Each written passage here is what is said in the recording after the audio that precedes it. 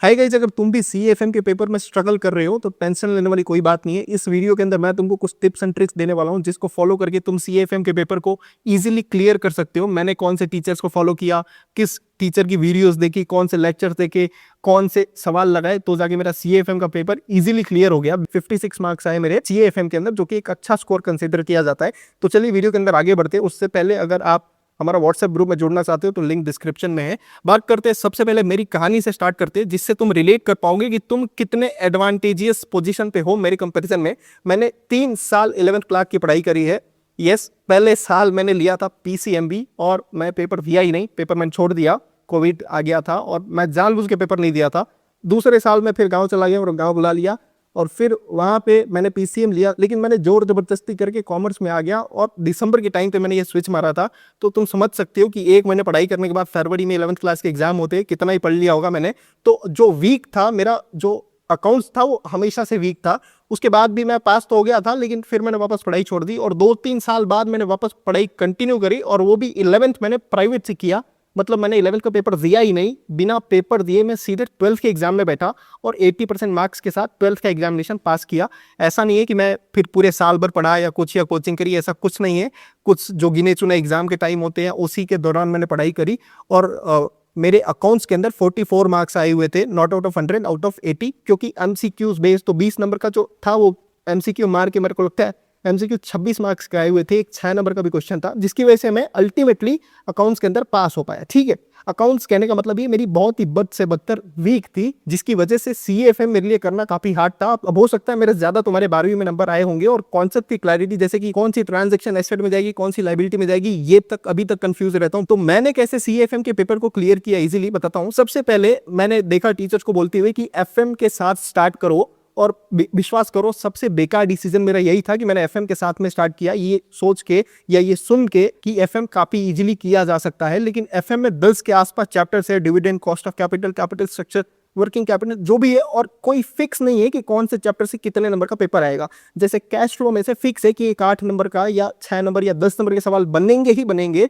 जैसे कि ratio analysis के अंदर एक 4 नंबर का सवाल बनता ही बनता है, शेयर कैपिटल से, डिवेंचर से, रिडेम्पशन से, प्रेफरेंस शेयर से सवाल बनते ही बनते 20-25 नंबर के। लेकिन यहाँ कोई बताने वाला नहीं है कि कौन से चैप्टर से कितने नंबर का सवाल बनेगा। और ये इतना कंफ्यूजिंग लगा मेरे को एफएम कि यहाँ से मेरे हफ्ते भर 10 दिन देने के बावजूद भी मेरे दिमाग में कुछ नहीं घुसा। और पेपर के अंदर भी जो मैं पास हुआ हूँ वो पास हुआ हूँ सिर्फ सीए की वजह से। एफएम का उसमें दूर दूर तक गिने चुने 2-3 सवाल मेरे सही हुए हैं, उसी का उतना ही कंट्रीब्यूशन है। अब तुम्हें ओवरऑल चीजें पता चल गई तो मैं तुम्हें स्ट्रेटेजी बताता हूँ। सबसे पहले टीचर का नाम है अरुण सताई। अरुण सताई सर से मैंने पूरी अपनी सीए की पढ़ाई करी और इकदार मलिक सर थे जिससे मैंने एफएम की पढ़ाई करी और वो मेरा काफी वीक रह गया। एफएम की भी मैं तुम्हें कुछ स्ट्रेटेजी बताता हूं जो मेरे लेवल पे मैंने अप्लाई करी थी। सीए के अंदर accounting of share capital and debenture बहुत ही इंपॉर्टेंट चैप्टर है और बहुत ही आसान है, क्योंकि 12th क्लास के अंदर सेम एंट्रीज और सेम चीज दी गई थी। अगर तुम्हारा वहां वीक रहा है तो भी परेशान मत हो, इधर तुम करोगे तो तुम्हारे आसानी से सवाल बनने लग जाएंगे, क्योंकि टीचर्स ने भी बेसिक लेवल से चीजों को उठाया है। इसके अलावा 3 और इंपॉर्टेंट चैप्टर्स है, कैश फ्लो, रेशियो एनालिसिस और कंसोलिडेशन। कंसोलिडेशन नया है, बाकी 4 चैप्टर्स 5 में से हमने पढ़ रखे हैं अपने पुराने क्लासेस के अंदर और कोई भी लेवल चेंज नहीं हुआ। जो अकाउंटिंग की एंट्रीज आ रखी थी पेपर के अंदर, तुम यहाँ देख सकते हो, पहला पेपर 15 नंबर का, उसके बाद 5, 6, 4 नंबर करके ऐसे पेपर आ रखे थे।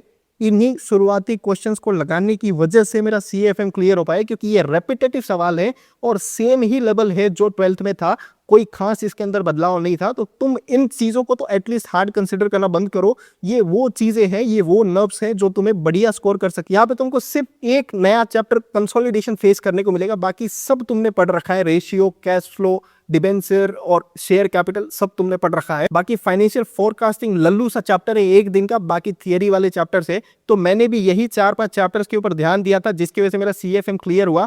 बात करते हैं एफएम की, तो time value of money, cost of capital, dividend, ये कुछ आसान से चैप्टर है।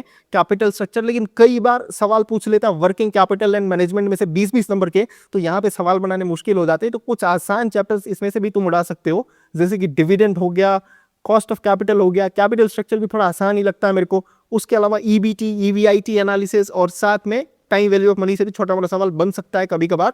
तो ये चीजों को तुम फॉलो करके इजीली अपने पेपर को क्लियर कर सकते हो और कोई स्ट्रेस लेने वाली चीज नहीं है इसके अंदर। तुमने पूरे साल क्लास अटेम्प्ट करी होगी, नंबर कम आए तो भी ऐसा नहीं कि तुम्हें आता नहीं है, तुम्हें सिर्फ रिफाइन करने की जरूरत है। तुम समझो 4-5 चैप्टर्स ऐसे हैं जिसमें 60 नंबर का सवाल बनता है और वो तुम्हें ऑलरेडी आता है और लेवल सेम वही 12वीं क्लास का ही है जो यहाँ पूछा जा रहा है। कोई घबराने वाली चीज नहीं है। तुम सीए के ऊपर ध्यान दे सकते हो, मेरी रिकमेंडेशन के हिसाब से एफएम के ऊपर तुम ध्यान दो। लेकिन तुम्हें एक और चीज पे गौर फरमाना है कि हमें पता नहीं ये 9 चैप्टर्स में से 40 में से किसी एक चैप्टर में से 20 नंबर का सवाल आ जाता है, तो तुम कैसे ये एस्टिमेशन लगा सकते हो कौन से चैप्टर से आएगा? तो ये कठिन है काफी ज्यादा। बाकी that's all for the video. तुम्हें वीडियो अच्छी लगी, वीडियो को लाइक कर सकते हो, चैनल को सब्सक्राइब कर सकते हो और व्हाट्सएप ग्रुप से जुड़ सकते हो। कमेंट जरूर करना। मिलते हैं अगले वीडियो में।